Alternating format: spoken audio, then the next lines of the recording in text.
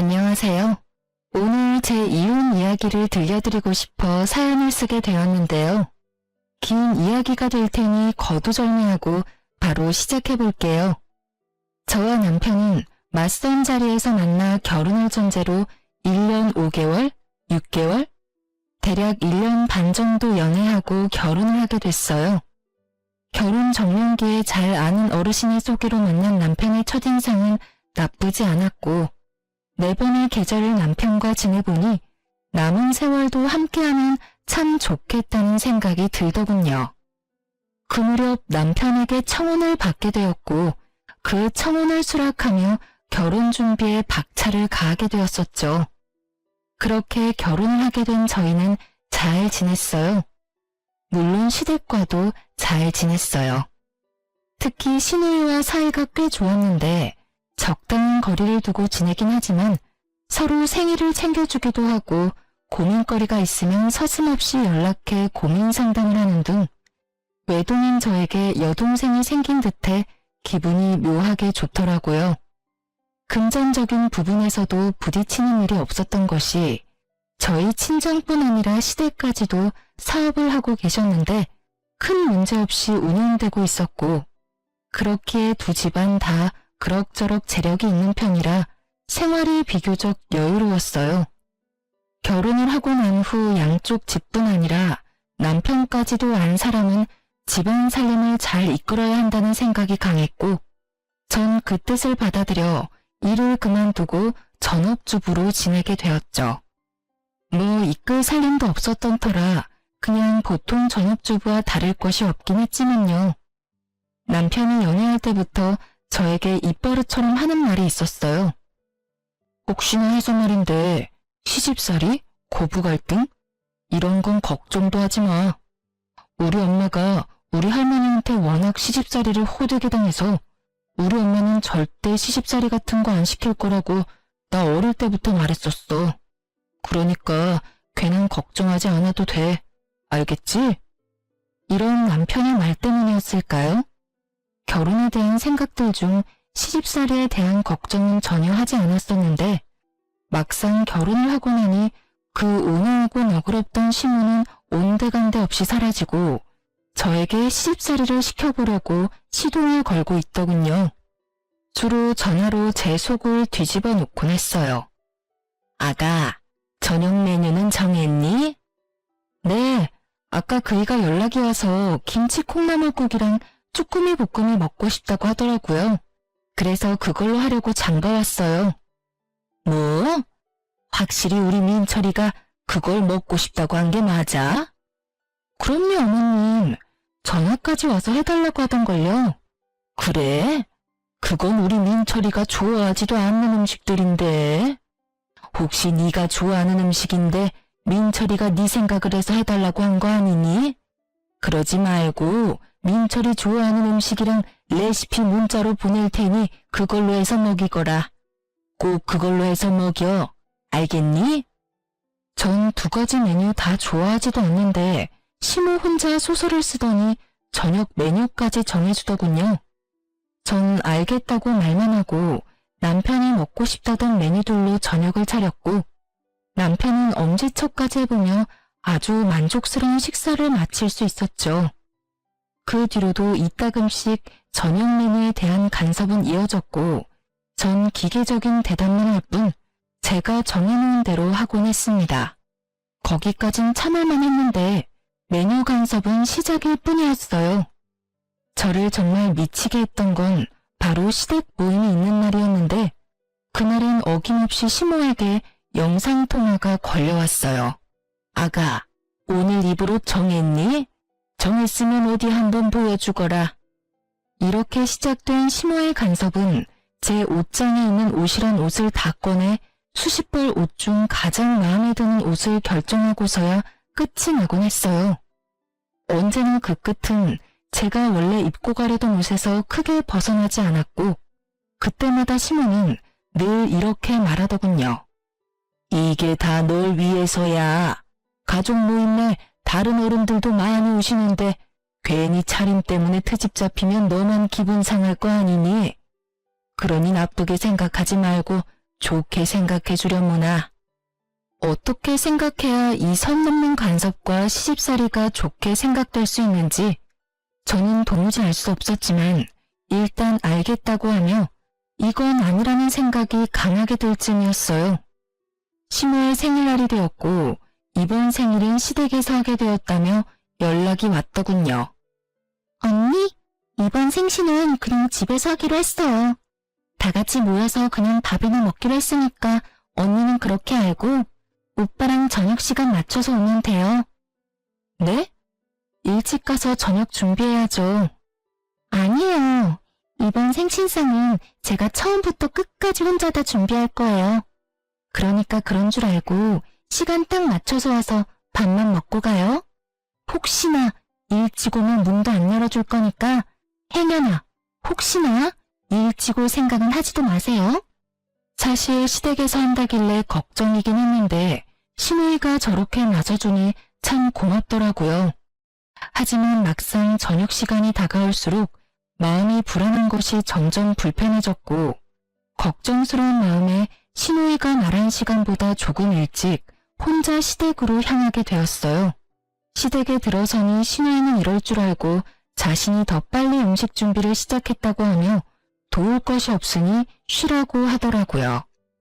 주방을 살펴보니 시누이 말대로 음식은 마무리 단계였고 뒷정리라도 도울까 하는 마음에 팔을 걷어붙이고 나섰지만 그마저도 시누이가 득달같이 먹는 바람에 할 수가 없었어요.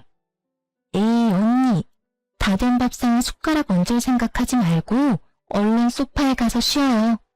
이거 전부 내 손으로 차렸다고 자랑하려고 하는데 이제 와서 언니가 도우면 혼자 한 게 아닌 게 되잖아요. 뒷정리만 할게요 아가씨. 딱 뒷정리까지만요. 뒷정리든 앞정리든 혼자 다 할 거니까 나중에 상 차릴 때나 도와주세요. 이렇게 말한 아가씨는 저를 끌어다 소파에 강제적으로 앉혀버렸고 그렇게 전 감사하지만 마음은 불편한 휴식을 취하게 되었죠. 그렇게 몸은 소파에 귀는 주방에 둔 채 휴식 아닌 휴식을 취하고 있는데 외출해서 돌아온 시모가 집안 상황을 살피더니 저를 나무라기 시작하더군요. 아가, 아무리 요즘 시댁이 예전과는 다르다고 해도 이건 아니지. 어떻게 시누이는 주방에서 죽어라 일하고 며느리는 소파에서 편히 쉴 수가 있니? 이렇게 말하며 저를 혼내는데 이해가 되면서도 이렇게까지 화낼 일인가 싶은 오묘한 감정이 들어 말이 나오지 않더라고요. 또 제 입장에선 무어라 말을 꺼내는 것도 참 애매하기도 했고요. 그런 제 마음을 알았는지 시모의 소리를 들은 시누이가 손에 묻은 물도 제대로 닦지 않은 채 뛰어나오더라고요. 엄마 그만! 언니 혼내지 마. 언니는 같이 할 거라고 일찍 왔는데 내가 혼자 한다고 우겨서 언니도 벌 서고 있는 중이었어. 그러니까 언니한테 뭐라고 할 것도 없어. 시누이는 있는 사실 그대로 말하며 제 편을 들어주었고 그쯤 했으면 시모도 이해하겠지 싶었는데 시모 생각은 그렇지 않은 것 같더라고요. 아니 아무리 그렇다고 한들 너 혼자 소파에 앉아서 편히 쉬는 게 말이나 되니? 난 정말 이해가 안 된다. 시모는 점점 열을 올려갔고 그런 시모의 태도가 시누이 역시 이해가 되지 않는지 시누이가 시모의 말을 받아치더라고요. 아니, 난 엄마가 이해가 안 되는데? 뭐라고? 내가 뭘 어쨌다고 이해가 안 된다는 거니? 그렇잖아. 엄마 생신상 딸이 챙기는 게 당연한 거지. 며느리가 차리는 게 당연한 거야? 엄마, 엄연히 며느리는 피 한 방울 안 섞인 남이고 난 엄마 배 아파서 낳은 엄마 자식이야. 그런 자식이 엄마 생일 때 낳아주셔서 감사합니다 하는 마음으로 엄마 생신상 혼자 정성껏 차려주겠다는데 이게 이렇게까지 화낼 일이야? 가끔 시누이와 연락을 주고받으며 참 똑부러지는 사람이다 싶었는데 이날 보니 말도 참 똑부러지게 잘하더라고요. 시모는 시누이의 말에 할 말이 없었는지 말 한마디 하지 않은 저를 노려보고선 방으로 들어가 버리더군요. 전 딱히 잘못한 것도 없이 아주 불편한 마음이 들었고 이내 상을 차리기 시작했습니다. 시누이는 그 당시 결혼을 앞두고 있어 다이어트를 한다며 저녁을 먹지 않고 있었는데 그날 식사 자리에서도 저녁은 먹지 않을 거라며 자기 밥은 담지 않더라고요. 전 밥을 제외한 음식들을 그릇에 담아 식탁으로 옮겼고 시모는 완성된 음식들의 간을 봐주고 있었어요. 그렇게 상이 완성되고 남편의 옆자리에 앉았는데 제 자리엔 딱 보아도 새밥이 아닌 식은 밥이 떡하니 있더라고요. 그때 기분 참 더럽더라고요. 황당하기도 했고요. 이 무슨 짓거리인지 말도 나오지 않았어요. 전 당황스러움에 밥엔 손도 대지 않고 가만히 있으니 남편이 왜 그런가 싶어 저를 보다 밥을 발견했고 저보다 더 당황한 남편이 이유를 물어오더군요. 여보, 왜 당신 밥만 식은 밥이야? 저라고 왜 제 밥만 식은 밥인지 이유를 알 수 없었으니 할 수 있는 답이 없었고 저를 대신해 시모가 이유를 말해주더라고요. 아, 그거 밥이 모자라서 한 그릇은 식은 밥으로 펐는데 그게 그쪽으로 갔나 보구나. 밥이 식어서 그렇지 오늘 한 밥이니 그냥 먹어도 돼. 당연하다는 듯 시모는 이렇게 말했고 주방에서 뒷정리를 하고 온 신우는 분위기가 이상해 보이자 이게 무슨 일이냐고 물어오더군요. 분위기 왜 이래? 무슨 일 있어? 무슨 일은 아무 일도 아니야. 밥이 모자라서 은영이한테 식은 밥을 줬더니 무슨 큰일이라도 난 것처럼 저런다 얘. 상한 것도 아니고 그냥 식은 밥일 뿐이니까 신경 쓰지 말고 넌 앉아서 밥이나 먹어. 무슨 일은? 아무 일도 아니야. 밥이 모자라서 은영이한테 식은 밥을 줬더니 무슨 큰일이라도 난 것처럼 저런다 얘. 상한 것도 아니고 그냥 식은 밥일 뿐이니까 신경 쓰지 말고 넌 앉아서 밥이나 먹어. 시모의 말에 신우의 표정은 점점 굳어져 갔고 시모의 말이 끝나자마자 자신의 자리에 놓인 밥그릇과 제 밥그릇을 바꿔놓더니 화를 내기 시작하더군요. 엄마, 진짜 왜 그래? 나 다이어트 한다고 저녁 안 먹는 건 몰라? 아유, 깜짝이야. 깜빡했어, 얘. 그렇다고 넌 엄마한테 화를 내고 그러니? 아니, 깜빡했다고 한들 밥도 넉넉히 해서 밥솥에 밥 많이 남았던데 왜 언니한테 식은 밥을 줘? 그거야 먹다 보면 네 아빠나 오빠가 밥이 모자랄 수도 있으니 그랬지. 밖에 나가서 힘들게 일하는 사람들인데 찬밥 먹일 수 있어? 따뜻한 밥 먹여야지. 전 어이가 없었고 저보다 신우이가 더 어이가 없다는 말투로 두 남자에게 밥이 모자라냐고 물었고 두 사람은 지금도 충분히 많다는 대답을 내놓았죠. 원하는 대답을 들은 신우이는 시모를 쏘아보며 이렇게 말하더라고요. 이제 됐지? 내가 걱정이다 걱정이야. 혹시나 엄마 같은 시어머니 만날까 봐서 말이야.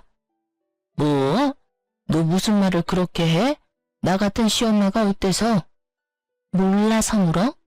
나 지금 엄마 때문에 결혼까지 망설여져. 혹시나 시집 갔는데 시어머니가 나한테 이런 차별 대우를 한다. 난 사랑이고 나발이고 당장 이혼하고 돌아올 것 같은데 그래도 되지? 먹는 거로 차별하는 건 해도 너무 치사하잖아. 말 같지도 않은 말 하지도 말고 얼른 밥이나 먹자. 시부의 말에 신우의 말이 끊기긴 했지만 정말 속이 다 시원하더라고요. 이런 제 마음과는 달리 시모는 기분이 확 상해버렸는지 붉어진 얼굴을 하고 방으로 들어가려는 듯 엉덩이를 들썩거렸지만 시부가 인상을 쓰며 쳐다보자 다시 자리에 앉아 밥을 먹기 시작하더군요. 그렇게 아슬아슬하던 식사가 끝나고 일상으로 돌아왔지만 좋기만 했던 부부 사이는 나빠지고 있었어요. 남편은 시모의 생일날 식은 밥을 대하던 제 태도를 탓하고 들었고 저 역시 가만히 있진 않았거든요. 그깟 식은 밥 좀 먹는 게 어떻다고 어머니 생일날 분위기를 그렇게까지 만들어야 했어? 뭐? 난 한마디도 하지 않고 거기 앉아서 그저 숨만 쉬고 있었는데 상황이 그렇게 된 걸 나한테 따지고 드는 거야? 기가 막혀서 정말. 아니, 애초에 그딴 행동을 한 어머님이 잘못된 거 아니야? 난 정말 이유를 알 수 없어서 물어보는 건데 어머님 왜 나 미워해? 어머니가 당신을 왜 미워해? 그러면 좋아서 식은 밥을 줬다고? 어머님은 나한테 따뜻한 밥 한 공기 주는 것도 싫을 만큼 나 미워하고 있어. 그걸 아가씨도 알고 나도 알고 아버님도 알고 계시는 것 같던데 당신은 왜 몰라? 여보, 어머니가 당신을 미워서 그런 게 아니라 상황이 그래서 그랬던 것뿐이야. 당신도 들었잖아. 혹시나 아버지랑 내가 밥이 모자랄까봐 그렇게 하셨다고. 그러니까 괜한 오해는 하지 말자. 누가 봐도 시모가 저를 미워하는 것이 맞는데 그걸 남편은 괜한 오해라고 하며 좋게 설명을 하고 나서더군요. 하지만 그 말들은 제 귀에 들리지 않았고 남편이 하나마나 한 설명들로 풀리기엔 이미 제 마음이 상할 대로 상해버린 뒤였습니다. 자신의 설명에도 제가 여전히 투명하게 굴자 남편은 저를 속 좁은 사람으로 몰아갔고 저흰 처음으로 큰 말다툼을 하게 되었죠. 그날 이후 부부관계는 점점 소원해지기 시작했고 저 역시 사건의 본질은 보지 않고 무조건 제 잘못으로 몰아가는 남편의 행동에 실망감이 점점 커져만 가고 있었어요. 그 와중에도 시모의 시집살이는 계속되고 있었고 저의 인내심의 한계를 넘어서는 일이 일어나고야 말았습니다. 그날은 시모가 함께 백화점 쇼핑도 가고 맛있는 것도 먹자고 저를 불러내더라고요. 갑작스러운 통보에 적당한 변명거리가 없었던 전 하는 수 없이 시모와 백화점으로 가게 되었고 그곳에서 시모는 작정이라도 한 사람처럼 저를 무슨 하녀 부리듯 부려먹기 시작하더군요. 백화점을 돌며 온갖 잔심부름을 시키는 것은 물론 짐이란 짐은 다 제 손에 쥐어주고선 끊임없이 쇼핑하기 시작했고 몇 시간 동안 돈을 써대던 시모는 돈 쓰는 것도 힘들다며 밥을 먹으러 가자고 하더라고요.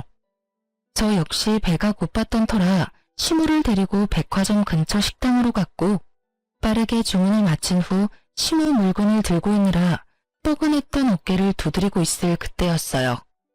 어머, 아가, 어떻게 하니? 나 지갑이 없어졌어. 아무래도 아까 계산하고 거기에 두고 왔나 봐. 네? 다시 한번 잘 찾아보세요. 가방에 없어요? 그래, 없어. 그러지 말고 얼른 가서 가지고 오렴. 누가 가지고 가면 어떻게 하니? 시모의 지갑은 남편이 첫 월급을 타 사준 지갑으로 의미가 큰 지갑이란 걸 알았던 터라 전 다른 생각은 전혀 하지 못한 채 몸이 반사적으로 움직이기 시작했어요. 백화점에 도착한 저는 마지막 매장에 들러 지갑을 찾기 시작해 시모가 돌았던 매장을 차례대로 돌며 지갑을 찾아보았지만 어디에도 없었고 CCTV라도 돌려봐야 하나 싶어 고객센터로 발길을 돌리는 순간 시모에게서 전화가 오더군요.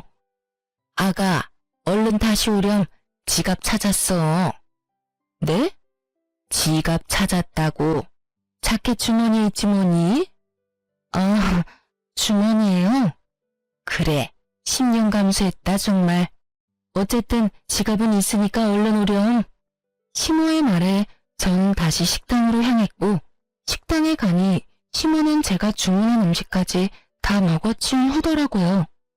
아니 정확히는 다 남기긴 했는데 제 음식까지 제가 손댈 수도 없게 다 헤집어 놓은 뒤였어요.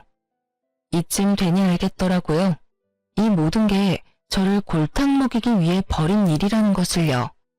시모는 저를 향해 네가 어쩔 건데 라는 말을 써놓은 듯한 표정을 지어 보였고 저는 저를 왜 이렇게까지 미워하는지는 모르겠으나 이젠 그 이유와는 무관하게 더는 참지 않기로 했죠. 그동안 시모에게 잘 보이려고 했었던 많은 노력들과 식은 밥을 보고서도 불만 한마디 하지 못했던 저의 모든 지난날이 머릿속을 스치며 저는 그야말로 각성을 해버렸던 거죠. 시모는 제가 룸 문을 열고 들어가 자리에 앉아 상황 파악을 끝내자 승리의 표정을 지으며 이렇게 말하더군요. 이제 집에 가자꾸나. 오늘 너무 많이 돌아다녀서 너무 피곤해. 그러든가 말든가. 전 시모의 말을 다 무시한 채 배를 눌러 주문을 다시 했고 그런 저의 태도에 시모는 언성을 높이기 시작하더라고요. 너 지금 이게 무슨 짓이니? 내가 집으로 가자고 하는 말 못 들었어? 보면 모르세요? 밥 시키잖아요. 참나, 어른이 식사를 다 하고 일어나면 당연히 너도 따라 일어나는 게 예의야. 넌 이런 기본적인 것도 못 배웠니? 제가요, 하루 종일 어머님 수발들며 쫓아다니느라 쫄쫄 굶었더니 배가 너무 고파서 눈에 뵈는 게 없어요. 그러니까 예의가 있니 없니 그건 어머님 생각하고 싶은 대로 생각하시고 전 일단 밥은 먹어야 하니 기다려 주시던지 먼저 가시든지 편하신 대로 하세요. 정말 눈에 뵈는 게 없더라고요. 하루 종일 쫓아다닌 것도 힘들어 죽겠는데 그 와중에 똥개 훈련까지 받았다고 생각하니 힘든 건 둘째치고 화가 너무 나더라고요. 이런 저의 태도에 심어도 화가 단단히 났는지 팔짱까지 끼고선 이렇게 말하더군요. 뭐? 눈에 뵈는 게 없어? 뭐 이딴 게 다 있어?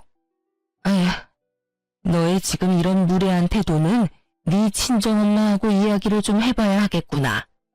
아무래도 네 꼴을 보아하니 내가 네 엄마한테 할 말이 많을 듯하구나.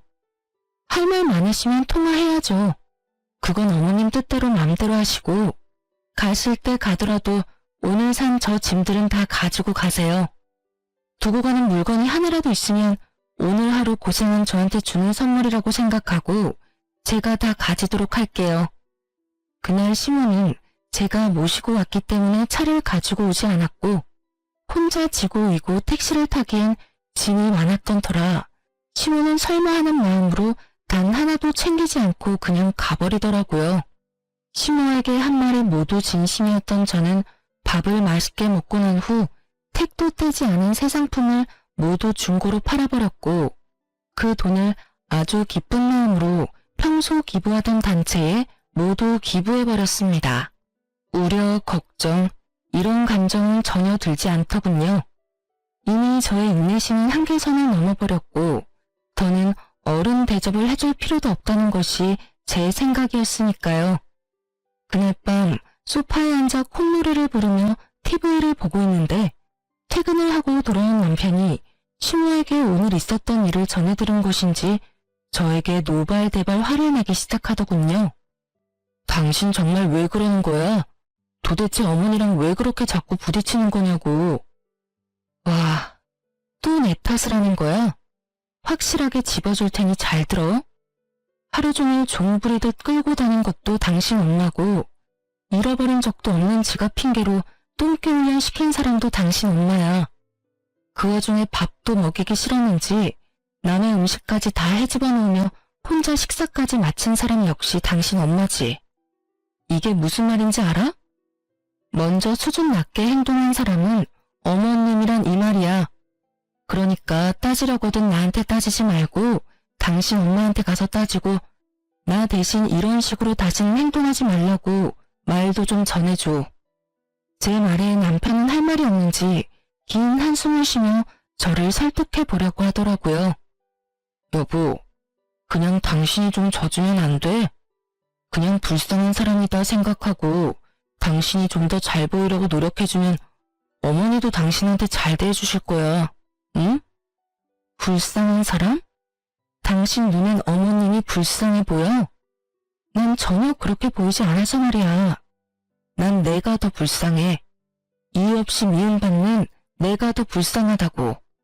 난 당신 뜻대로 그런 노력할 생각은 추호도 없으니까 나한테 괜한 기대도 하지 마. 제 말을 듣고 있던 남편은 또다시 큰 한숨을 쉬더니 부랴부랴 짐을 챙기기 시작하더군요. 그러면서 하는 말이 한동안 저와 함께 있고 싶지 않다고 하며 시댁으로 가서 지낸다고 했고 전 그런 남편을 말리지 않았어요. 뒤도 돌아보지 않고 집을 나서는 남편을 보는데 참 시모보다 남편이 더 밉더라고요. 어쩌면 저렇게 시모 편만 들 수가 있는 것인지. 괜찮냐? 오늘 많이 힘들진 않았느냐? 고생 많았다. 제 마음을 달랠 수 있는 이 수많은 말들 중 딱 한마디만 남편이 해줬더라면 상황이 이렇게까진 되지 않았을 텐데 말이죠. 누굴 탓하겠어요? 저런 인간인 줄도 모르고 사랑에 눈이 멀어 믿고 결혼한 제가 미쳤었고 제정신이 아니었던걸요. 그렇게 눈물도 나지 않던 밤이 지나고 다음날 아침 일찍부터 시모에게서 전화가 오더군요. 너 어제 산 내 물건 잘 챙겨뒀지? 그거 가지고 집으로 좀 넘어오거라. 아, 그거 전부 저에게 주시는 거 아니었어요? 제가 다 가진다고 했는데도 두고 가시길래 저한테 주는 선물인 줄 알고 다 팔아버렸는데요? 택도 안 뗀 새 상품이라 꽤 제값으로 받아서 다 기부했어요, 어머님. 덕분에 좋은 일 제대로 했지 뭐예요? 말 그대로였어요. 마음먹고 한 쇼핑이었기에 그 금액이 적지 않았고 시모는 이때껏 들어본 적도 없는 괴성을 지르며 화를 내기 시작하더군요. 너 정말 미친 개야? 그게 돈이 얼만데 뭐? 다 팔아서 기부를 해? 네가 제정신이야? 돈이 썩어나는 게야? 기부를 하려거든 네 돈으로 할 것이지 왜 내 돈으로 기부를 하냔 이 말이야. 어디서 너 같은 게 우리 집에 들어와서는 내 골머리를 썩게 만드는지 이런 미친 거사.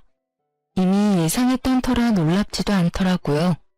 전 휴대전화를 스피커로 해놓고 시모가 고함을 지르든 노래를 부르든 대꾸도 하지 않은 채 하던 일을 했고 어느새 전화는 끊겨 있더라고요. 그렇게 얼마 지나지 않아 친정엄마에게서 전화가 왔고 그 전화로 전 이혼을 결심하게 되었어요. 엄마, 아침부터 무슨 일이야? 무슨 일 있어요? 무슨 일은 나 말고 너한테 있던데 네 시어머니 전화 왔더라. 아니 무슨 그런 몰상식한 여자가 다 있니? 이 아침에 사돈댁에 전화해서 다짜고짜 네 욕을 하기 시작하는데 대충 들어봐도 네 잘못은 하나도 없던데 그 여잔 뭐가 그렇게 불만이 많던지 내가 진짜 기가 막혀서 어머님이 엄마한테까지 연락했단 말이야? 그것도 이 아침에? 그래. 아유, 다 됐고 내가 지금 너 데리러 갈 테니 준비는 하고 있어. 나보고 너 데리고 당장 네 시댁으로 오라고 하더구나. 무슨 말을 하려고 그러는지 내가 직접 가서 들어봐야겠어. 엄마, 일단 진정 좀 해. 내가 지금 진정하게 생겼어? 그 어렵다는 사돈한테도 이따위로 구는데 너한테는 어떻게 했겠어? 내가 지금 손이 다 떨려온다고. 엄마, 일단 진정 좀 하고 기다리고 있어. 내가 다 생각이 있어서 그래. 내가 알아서 해볼 테니까 조금만 진정하고 기다려줘요. 응? 일단 알겠는데 다시 한번 이런 말 들리면 가만히 있지 않을 거니까 확실하게 마무리 지어. 도저히 안 될 것 같으면 이혼해. 어디 남의 집 귀한 딸 데리고 가서 2년 전은 욕짓거리냐고. 어쨌든 난 잘못한 거 하나도 없으니까 괜히 기죽지 마. 알겠어? 네, 알겠어요.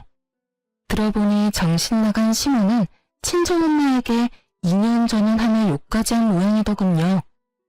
아무리 머리끝까지 화가 났다고 해도 사돈한테 자식 욕을 하는 건 좀 아니지 않나요? 그 순간 전 이혼을 확신하게 되었고 그간 수없이 연락을 드릴까 말까 고민했던 사람에게 전화를 걸어 시댁으로 와달라고 부탁을 드리곤 시간을 맞춰 시댁으로 향했어요. 시댁에 도착하니 제가 부른 사람을 포함해 시댁 식구들이 다 모여있더군요. 제가 시댁으로 와달라고 부탁까지 한 사람은 다름 아닌 시모의 시모, 즉 시할머님이었고 시종호를 중심으로 오른쪽엔 시부와 시누이가 서 있었고 시모와 남편은 시종호의 발 아래 무릎을 꿇고 앉아 있더라고요. 저는 천천히 시댁으로 들어갔고 저를 발견한 시할머님은 자신의 옆에 저를 앉히더니 따스하게 절 보듬어 주시더군요. 아가, 오는 길에 네 엄마한테 이야기 다 들었다. 그런 일이 있었으면 진작이 할미한테 연락을 했어야지. 왜 그걸 다 참고 살았노? 고생 많았다. 고생 많았어. 사실은 저희 외할머니와 시할머님은 어릴 때부터 친구 사이였어요.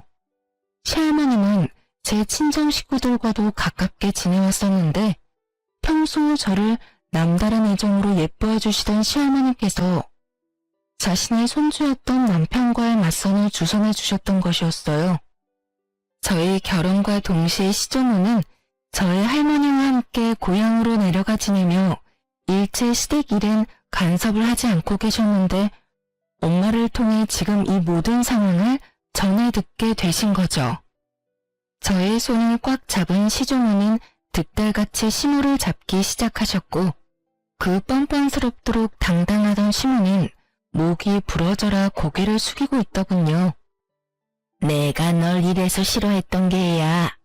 그리 내가 그 못된 성종을 버리라고 했거늘 아직도 그 벌은 못 고친 게야? 이렇게 시작된 시조모의 말은 정말 충격적이더군요. 너 시집 온 그날부터 네 아랫사람들한테 뭐라고 하고 다녔는지 내가 다 알고 있다. 네 손아랫사람 무시하는 건 물론이고 더럽고 굳은 일은 다 시켜먹고 그것만 해도 기가 막히는데 뭐?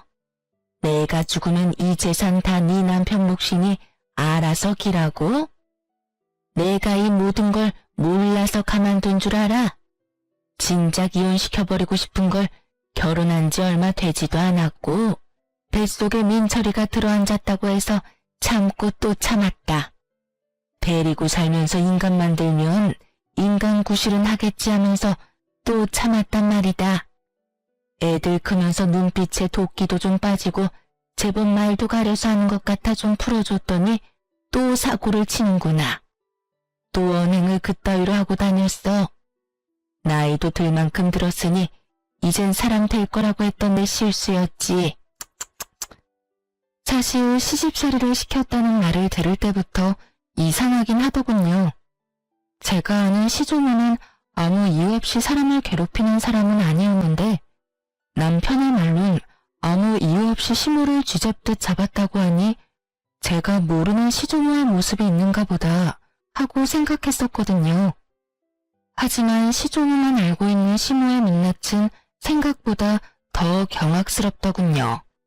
시조모의 입에서 자신의 과거가 흘러나오자 시모는 악을 쓰며 역정을 내기 시작했고 그 입에서 나오는 한마디 한마디가 저에겐 참 어이없는 말들이었습니다. 저 역시 며느리가 마음에 들지 않아 사람 좀 만들어 보려고 그렇게 했던 거예요, 어머님. 어머님은 저한테 그렇게 하셔놓고 저는 왜 며느리 길들이면 안 되는 건가요? 이 얼마나 기가 막히고 코가 막히는 말인가요? 시댁으로 오는 내내 될 수 있으면 말을 아끼자 하고 생각했는데 이렇게 상황이 흘러가니 그냥 참고 있을 수가 없더라고요. 어머님, 전 아무리 생각해도 어머님께 큰 잘못한 것이 없는데 저의 어떤 점을 그리도 미우셨어요? 제가 뭘 그렇게 잘못했길래 절 길들이려고까지 했는지 정말 궁금하네요. 저요, 어머님이 저한테 적대적으로 대하기 전엔 전화도 자주 드리고 살갑게 굴는 어머님의 말도 안 되는 트집에도 다 맞춰드리려고 노력했었어요.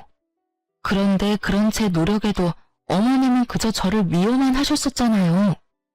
제 말에 어머님은 아무런 말도 하지 못하고 있더군요. 당연한 일이었어요. 백화점 사건이 있기 전까지 전 시모에게 잘하려고 했었고 시모의 말도 안 되는 시집살이에도 이렇다 할 말대답 한 번 한 적이 없었으니까요. 아무리 머리를 짜내어 봐도 할 말이 없던 시모는 입을 꾹 다문 채 저를 노려보더군요. 그런 시모의 행동에 서름이 터져버린 저는 그간 시모의 행동을 하나하나 다 읊어주었죠. 제 말이 길어질수록 시조모와 시보의 얼굴은 점점 굳어져만 갔고 제 말이 끝나자 시조모는 믿을 수 없다는 듯 화를 내시더라고요. 이 말이 다 사실인 거야? 어디서 가짠지도 않게 그딴 짓거리를 한 게야? 네가 사람이야? 어떻게 사람이 어른이 그런 짓을 할 수가 있는 게야? 나도 그리 미운 너한텐 그런 짓은 하지 않았어. 식은 밥을 줘? 하녀 부리듯 부려? 어디서 배운 짓거리야 그게? 이게 다 어머님 때문이에요. 저요? 시집와서 단 하루도 마음 편한 날이 없었어요. 이제 좀 편해지나 싶었는데 어머님이 저 애를 이 집에 들이셨잖아요. 제 입장에선 저 애가 눈에 가시 같았고 그래서 괴롭혔는데 그게 잘못인가요? 네가 마음 편히 지내지 못하게 된 건 다 그 누구의 탓도 아닌 네 탓이다. 멀쩡히 살아있는 시어미를 하루빨리 죽으라고 누가 너한테 기도하라고 시켰니? 그리고 너보다 아랫사람들을 그리 심하게 괴롭히라고 누가 너한테 시켰니? 다 네 심보가 네 팔자를 꼰 것인데 누구 탓을 하는 게야? 그건 실수였어요. 그땐 저도 어렸고 뭘 몰라서 그런 언행을 했던 거라고요. 그냥 실수라고 생각하고 용서해 줄 수도 있는 거잖아요. 언제적 실수를 이날 이때껏 마음에 품고 저를 괴롭히시냐고요.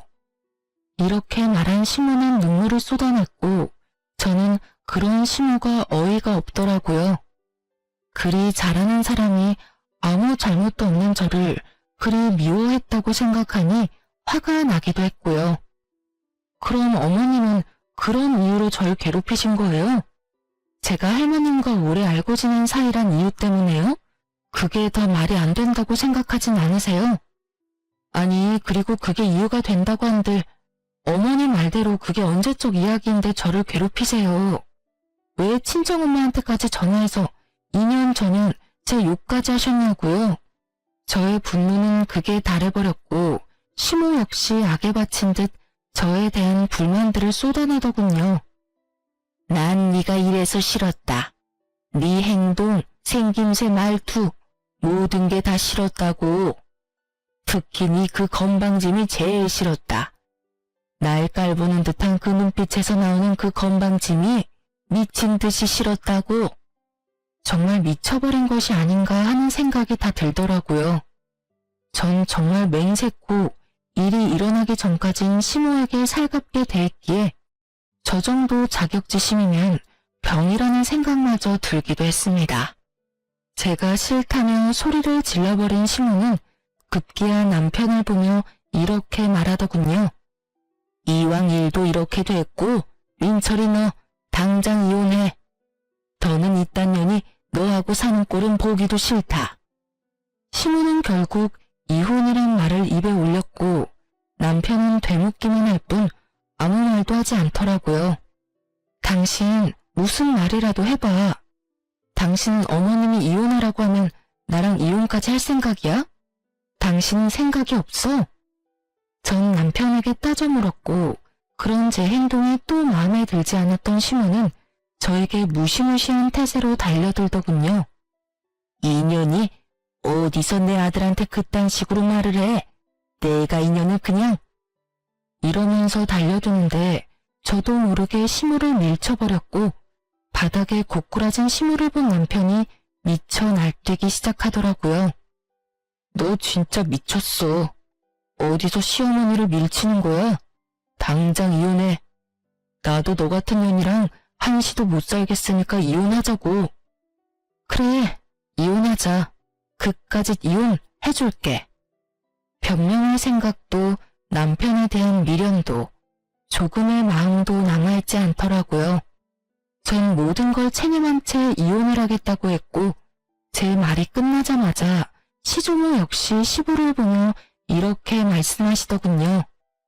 아비야, 너도 이혼하거라. 더는 저런 물건이랑 너랑 사는 꼴은 보고 싶지 않구나. 어머니, 그게 무슨 말씀이세요? 이혼이란요? 이제 와서 이혼이라니 그게 말이 된다고 생각하세요? 그 모진 시집살이 다 견디고 인제야 좀 살만해졌는데 이혼이라니. 전 절대로 이혼 못합니다. 시조모의 말에 시모는 그게 무슨 말이냐며 따지고 들었지만 시부는 그런 시모의 말은 들리지도 않는다는 듯 오직 시조모의 얼굴만 바라보더군요. 지금까지 한 말이 다가 아니란다, 아비야. 저 물건은 고얀 행동뿐 아니라 입으로도 죄를 짓고 있더구나. 시집 온 지 한 달도 채 되지 않은 새색시가 손아래 동서들한테 한다는 말이 저 늙은 할망구는 왜 죽지도 않고 질기게 살아서 자기를 괴롭히는 건지 목숨도 질기다면서 같이 사는 게 고역이라고 하더구나. 그게 사람으로서 할 말이더냐? 내가 그 말을 듣고 당장이라도 내쫓아버리고 싶은 걸 네가 사랑한다고 하니 참고 또 참았는데 저리 제 자식 이혼시키는 꼴을 보니 나도 널 이혼시켜도 될 것 같구나. 당장 이혼하고 저 인간 같지 않은 것들 다 내쫓아내. 더는 내가 벌어 갈고 닦은 곳에서 저딴 것들 호의호식하는 꼴조차도 보기 싫으니. 이미 시모의 민낯을 알아버린 시부는 오만 정이 떨어지신 듯 그 자리에서 고민도 없이 알겠다고 했고, 시모와 남편은 그제야 다시 무릎을 꿇고 빌기 시작하더군요. 이렇게 쫓겨날 순 없어요, 어머님. 제가 더 잘할게요. 제가 더 노력할게요. 제가 다 고칠게요, 어머님. 할머니, 제발 한 번만 용서해 주세요. 저요, 이 사람이랑 이혼도 안 하고 이 사람 하늘처럼 떠받들고 살게요. 이미 늦은 일이니 더는 입 아프게 하지 말고 얼른 나가거라. 우리 민철이 이 집안의 대를 이을 하나뿐인 아들이라고요. 장손을 어떻게 내쫓을 수가 있으세요? 하나뿐인 아들? 요즘 세상이 어떤 세상인데 그런 말을 하는 게인지 민정이 잘 보고 들었지? 앞으로 할미가 물려주는 재산 어떻게 꾸려나갈 건지 생각해서 이 할미한테 알려주거라. 혹여나 네 어미나 오빠한테 한 푼이라도 흘러가는 순간 너도 쫓겨날 테니 그리하라. 시준호의 통보와 함께 모든 일은 빠르게 진행되었어요. 두 사람은 그 자리에서 맨몸으로 쫓겨나 버렸고 남편은 시부의 회사에서 마저 쫓겨나 실업자 신세가 되었죠. 거기에다 시모는 그동안 사치스러운 생활을 하며 자신의 친정으로 재산을 빼돌리고 있었던 점이 드러나며 재산은 한 푼도 받지 못하고 이혼했다고 하더라고요. 저 역시 시모와 남편에게 위자료를 받고 이혼을 하게 되었습니다. 그렇게 즐긴 악연은 끝이라고 생각했는데 말 그대로 즐기긴 정말 즐기더라고요. 다름 아닌 전 시모가 저를 찾아왔으니까요. 무슨 일이세요? 아가, 내가 부탁이 있어서 왔어. 부탁이라뇨? 그게 어려운 건 아니고 어머님께 말 한마디만 해주면 안 되겠니?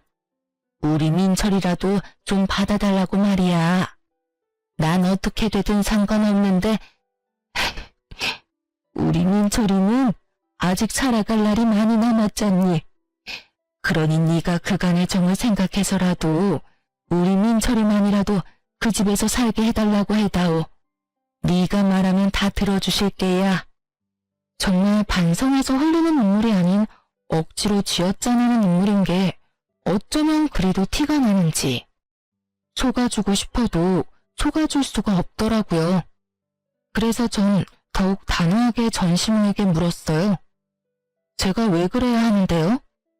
자신의 눈물을 흘리며 부탁을 하면 당연히 들어줄 것이라고 생각했는지 저의 단호한 태도에 전시모는 적잖게 당황을 한 것 같더라고요. 그 짧은 순간이었지만 미간이 구겨지는 것을 제 두 눈으로 봐버렸거든요. 하지만 이내 다시 불쌍한 척을 하며 저에게 애원하기 시작하더군요. 너희 사랑하는 사이였지 않니? 민철이랑 나 오갈 데도 없는 신세다 지금.